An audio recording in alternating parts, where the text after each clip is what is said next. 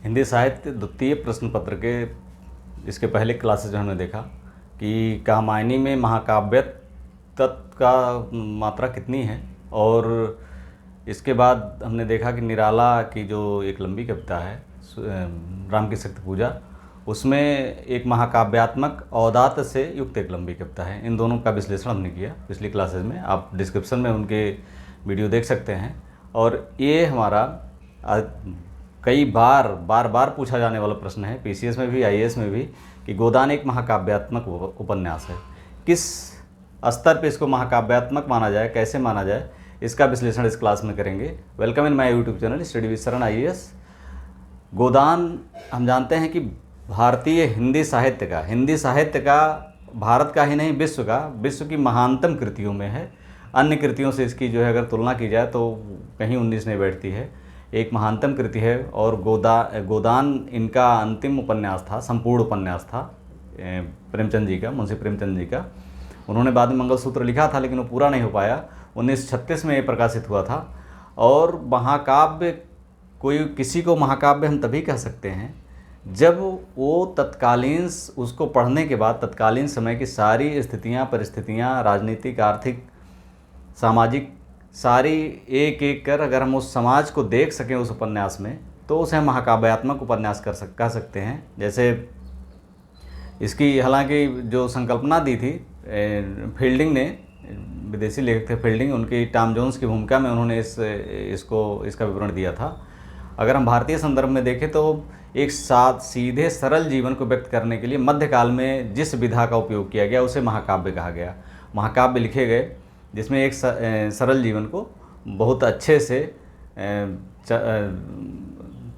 दर्शाया गया है उन महाकाव्यों में, और हम उसका रसास्वादन आज भी करते हैं। रामचरितमानस आप गोस्वामी तुलसीदास जी का ले सकते हैं इस तरह का। लेकिन यह है कि अगर हम आधुनिक जटिल जीवन को व्यवस्थित तरीके या आधुनिक जटिल जीवन को संपूर्णता से उभारने का प्रयास करें तो मध्यकालीन जो महाकाव्य थे वो कसौटी, महाकाव्य लेखन या कविताएं कसौटी पर खरी नहीं उतरेंगी, पूरी तरह से वो उसको व्यक्त नहीं कर पाएंगी।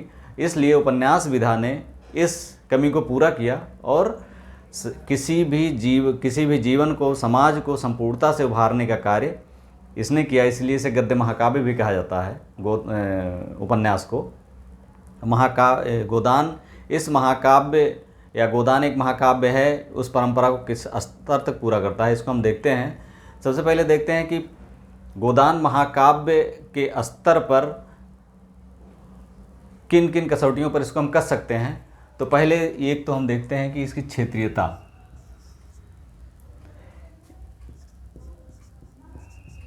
राष्ट्रीय विस्तार कह सकते हैं इसको। राष्ट्रीय विस्तार मतलब यह है कि इसमें क्षेत्रीयता के तत्व, जैसे मैलांचल देखते हैं तो उसमें एक गांव की संपूर्ण, वहाँ की नदी की धारा, वहाँ के नाले, वहाँ के लोग, उन लोगों के एक एक लोगों के चरित्र। इसके बाद वहाँ पर अस्पताल कहाँ है, किसका घर कहाँ है, घर के किनारे क्या है, पीछे नदी बहती है, आगे सड़क है, मतलब सारी चीज़ें एक संपूर्णता से पूरे गांव को ही उभारने का प्रयास किया गया है। लेकिन यहाँ प्रेमचंद जी की ऐसी मंशा नहीं थी। उनका उपन्यास लिखने के साथ ही ये मंतव्य था कि ये उपन्यास राष्ट्रीय प्रतिनिधित्व का उपन्यास है, ना कि एक क्षेत्रीयता को व्यक्त करने वाला। इसीलिए उन्होंने जो लिखा कि सेमरी और बेलारी का जो उन्होंने चित्रण किया है, इसमें उन्होंने कहा है कि सेमरी और बेलारी अवध प्रांत के दो गाँव हैं, जिले का नाम बताने की ज़रूरत नहीं है। अर्थात ये पूरे देश के कहीं के भी गांव हो सकते हैं और इसके पात्र आपके आसपास गांव के पात्र हैं। आज भी हम देखते हैं कि इसके गोदान के जो पात्र हैं, गोबर, झुनिया, दाता दीन, इस तरह के पात्र भी गांव में जाएं तो ग्रामीण क्षेत्र में, सुदूर क्षेत्रों में अभी भी वो पात्र हमें जीवंत दिख जाते हैं। और अगर उपन्यास आप ठीक से पढ़ें तो एक एक पात्र आपको उस गाँव में, यहाँ तक कि नाम भी आपको मिल जाएगा। तो ऐसा ये उपन्यास है जिसने संपूर्णता से संपूर्ण क्षेत्र को प्रतिनिधित्व किया है। तो इसलिए इसका जो राष्ट्रीय विस्तार है, सेमरी और बेलारी जो है, ये पूरे राष्ट्र का प्रतिनिधित्व, सेमरी और बेलारी गांव कह सकते हैं संपूर्ण उत्तर भारत, भारत का प्रतिनिधित्व करने वाले गांव हैं।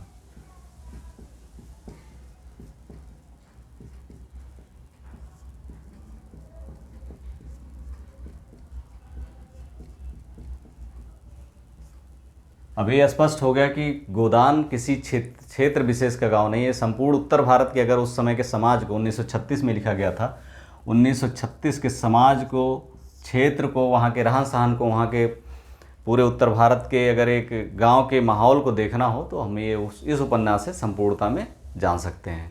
तो ये महाकाव्यात्मक उपन्यास की बहुत बड़ी विशेषता है। अब इसके बाद हम देखते हैं कि गांव में जो जो लोग बसते हैं उनकी समस्याएं क्या उस गांव की ही समस्याएं थी, एक राष्ट्रीय स्तर की समस्याएं थी, सबकी समस्याएं थी।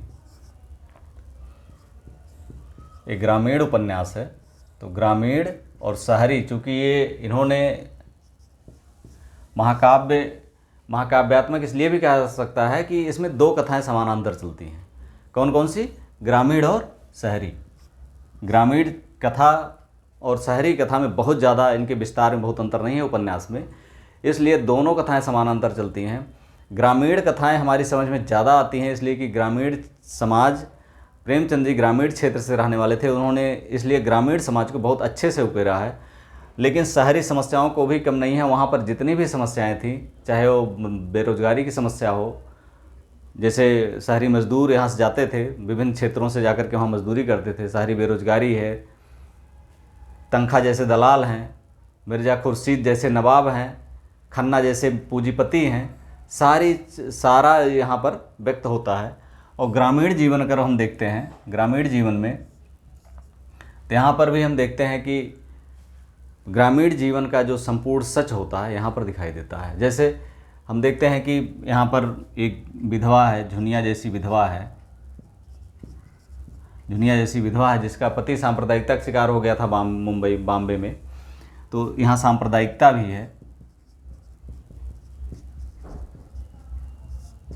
नौहरी रूपा जैसे बेमेल विवाह के शिकार हैं, बेमेल विवाह।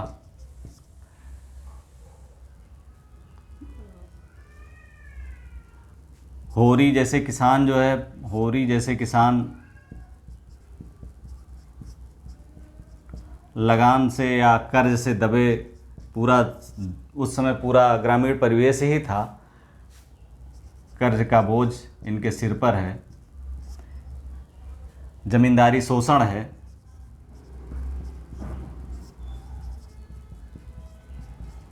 जमींदारी शोषण है। इसके बाद साहूकारों का पूरा जाल है।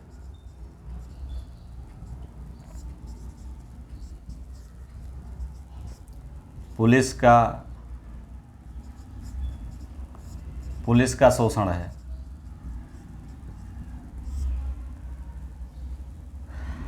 किसान जो है वो अपनी कितना भी मजदूरी कर लें लेकिन उनकी आय सीमित ही होती है, वो बढ़ती नहीं है, लगातार वो कर्ज के बोझ में दबते जाते हैं। तो 1936 के समय की ये हकीकत है। उस समय 1936 का समय जो था वो समय ऐसा ही था। और उस समय से निकलने के लिए हम जानते हैं कि अगर हम 1950 के बाद की फिल्मों को देखें तो उन्होंने समाज को इस तरह व्यक्तित्व किया है कि ज़मींदारी शोषण से नायक को ज़मींदारी शोषण से लड़ता हुआ दिखाया गया है, अतिरिक्त लगान से मुक्ति के लिए पूरे समाज के लिए लड़ता हुआ दिखाया गया है। तो इसका कारण है कि ये समस्याएं बाद तक बनी रहीं जब तक कि ज़मींदारी प्रथा ख़त्म नहीं हुई है। और ग्रामीण समाज साहूकारों से मुक्त होने में, अभी भी साहूकारी प्रथा दूसरे रूप में अब भी आ गई है, लेकिन ग्रामीण साहूकारी लगभग समाप्त है। अब शहरी या ग्रामीण क्षेत्रों में भी थोड़ी बहुत बनी हुई है लेकिन अधिकतर समाप्त हो गए। लेकिन उस समय तक या 70-80 के दशक तक ये समस्याएं अभी विकराल रूप में थीं। लोग अपने खेत गिरवी रखते थे, घर गिरवी रखते थे, जानवर गिरवी रखते थे, अपने शादी के लिए, चिकित्सा के पैसे के लिए, तमाम सारे कार्यों के लिए वो रखते थे। वो समस्याएं संपूर्ण भारत में विद्यमान थी और वो हमें पूरी गोदान में दिखाई देती हैं। इसके बाद यहाँ पर जो वर्ग है, यहाँ पर सारे वर्ग उपस्थित हैं। आपको समाज के जो सारे वर्ग हैं, जैसे किसान है, किसान की ही अधिकतर कथा है ये। किसान छोटे छोटे खेतों में बैलों की तरह कार्य करता है लेकिन उसकी गरीबी यथावत बनी रहती है। दूसरा वर्ग है साहूकारों का। साहूकारों का वर्ग है, ये हम जानते हैं कि नोखेराम, दुलारी सहुआइन,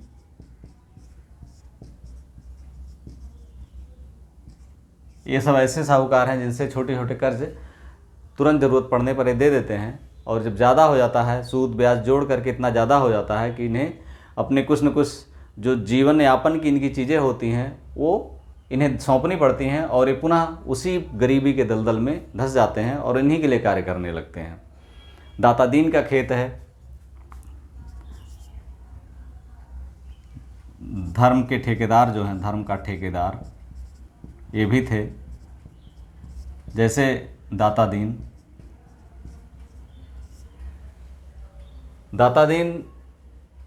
खेत देता है इसको, ये धर्म के नाम पर खुद इनका पुत्र माता दीन सिलिया से रिलेशन के बाद जो है एक दलित आंदोलन यहाँ में दिखाई पड़ता है। दलित आंदोलन तो दिखाई पड़ता है, लेकिन यहाँ पर जो दाता दीन है, ये धर्म के नाम पर तमाम सारे शोषण जो कह सकते हैं, धर्म के नाम पर धर्म से डरा करके ये जो कार्य करता है, ये पूरे समाज में विद्यमान है। आज भी काफ़ी मात्रा में विद्यमान है हमारे समाज में, अंधविश्वास है पूरा। तो उस अंधविश्वास का फ़ायदा दाता दीन जैसे लोग उठाते हैं और अपना घर भरते हैं। अगला अगर हम देखें, धर्म के ठेकेदार के अलावा जमींदारी शोषण है।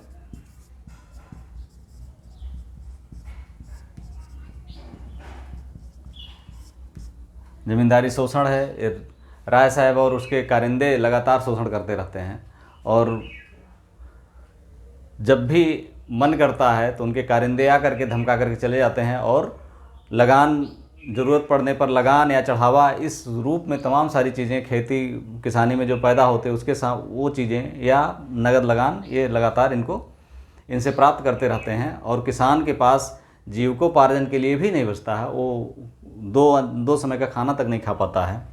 इस तरह से हम देखते हैं कि पूरे गोदान में एक किसान अपनी गरीबी के चक्र से उभर नहीं पाता, और उसी गरीबी के चक्र के नीचे दब करके उसकी होरी जैसे किसान की मौत हो जाती है। और ये होरी की मौत नहीं है, संपूर्ण उत्तर भारत के किसान की मौत है, जो पूरे उस समय इसी चक्रव्यूह में, इसी जैसे चक्रव्यूह में फंसा हुआ था, और अपना पूरा जीवन नहीं जी पाता था, पूरा खाना नहीं खा पाता था, अब संपूर्ण जीवन इसी तरह से व्यतीत करता था।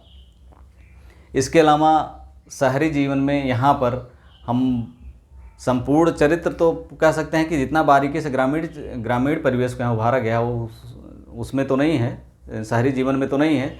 लेकिन शहरी जीवन में जैसे नारी आंदोलन हुआ, दलाली हुई, तनख्वाह जैसे दलाल हैं, मिर्ज़ा खुर्शीद जैसे नवाबी शान की राह, नवाबी चली गई थी लेकिन नवाबी शान अभी बरकरार था, नवाबी शान जैसी चीज़ें हैं, खन्ना जैसे पूंजीपति हैं।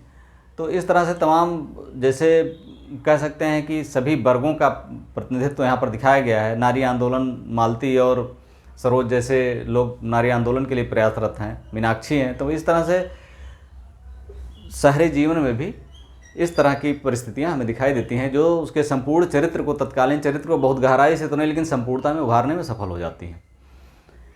और इस तरह से हम कह सकते हैं कि गोदान एक महाकाव्यात्मक उपन्यास है संपूर्ण रूप में। अगर हम तत्कालीन भारत के 1936 के भारत के समाज को, संपूर्ण समाज को, ग्रामीण परिवेश को, शहरी परिवेश को अगर हम संपूर्णता से देखना चाहते हैं तो गोदान हमें अवश्य पढ़ना चाहिए। अगर गोदान हम पढ़ते हैं तो ये हमारे सामने साक्षात 1936 साकार हो जाता है, और इसीलिए इसे महाकाव्यात्मक उपन्यास, एक महाकाव्यात्मक उपन्यास कहा गया है। वीडियो अच्छा लगा तो like, subscribe and share. Thank you.